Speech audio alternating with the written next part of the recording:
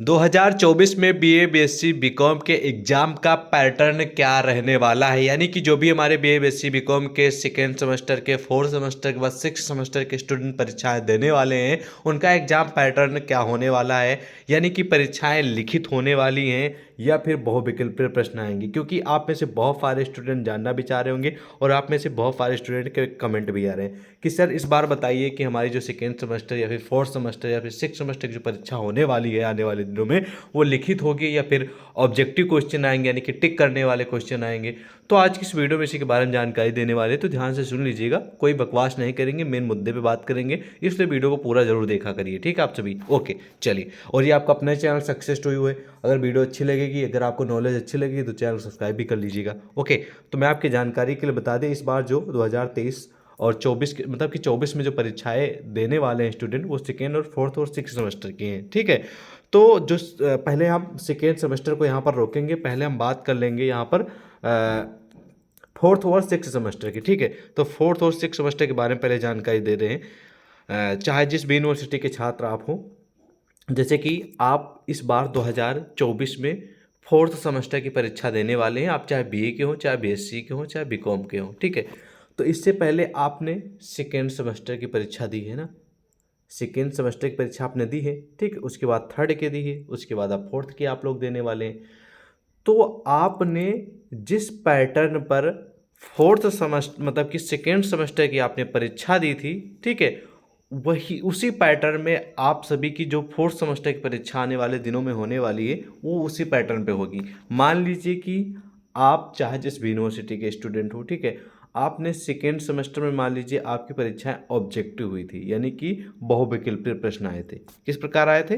बहुविकल्पीय प्रश्न आएंगे, यानी कि ऑब्जेक्टिव आपका एग्जाम हुआ था। ठीक है, तो इस बार भी फोर्थ सेमेस्टर में भी आप सभी को बहुविकल्पीय बेस पे आपका एग्जाम होने वाला है, यानी कि एग्जाम पैटर्न आपका ऑब्जेक्टिव होगा। ठीक है, यानी कि बहुविकल्पीय वाले प्रश्न आएंगे।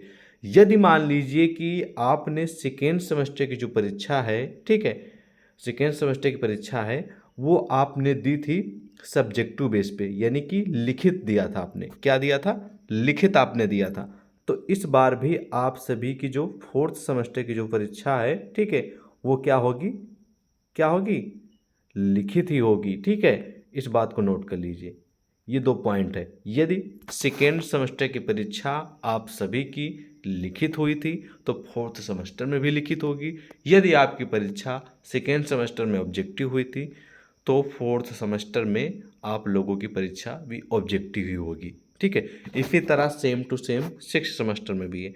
सिक्स सेमेस्टर के जो भी स्टूडेंट हैं, उन्होंने फोर्थ सेमेस्टर की जो परीक्षा है, ठीक है, वो जिस पैटर्न में पे दी थी, जैसे कि मान लीजिए कि सिक्स सेमेस्टर वाले स्टूडेंट के लिए, जैसे कि आपने मान लीजिए फोर्थ सेमेस्टर की परीक्षा जो पिछले साल हो चुकी हैं, ठीक है, उसमें मान लीजिए आपने ऑब्जेक्टिव दी थी। ठीक है, तो इस बार भी आप सिक्स सेमेस्टर में ऑब्जेक्टिव ही आप लोगों का पैटर्न होने वाला है। आपने मान लीजिए सब्जेक्टिव परीक्षा दी थी फोर्थ सेमेस्टर में, तो सिक्स सेमेस्टर में भी इस बार आप लोग की सब्जेक्टिव एग्जाम में होंगे। ठीक है, अब बात कर लेते हैं भैया जो हमारे सेकेंड सेमेस्टर के स्टूडेंट हैं उनका क्या होने वाला है। ठीक है, तो सेकेंड सेमेस्टर वाले स्टूडेंट के बारे में जानकारी दे रहा हूँ, ध्यान से सुन लीजिएगा। कुछ यूनिवर्सिटी ऐसी हैं जो परीक्षाएं सब्जेक्टिव कराएंगी।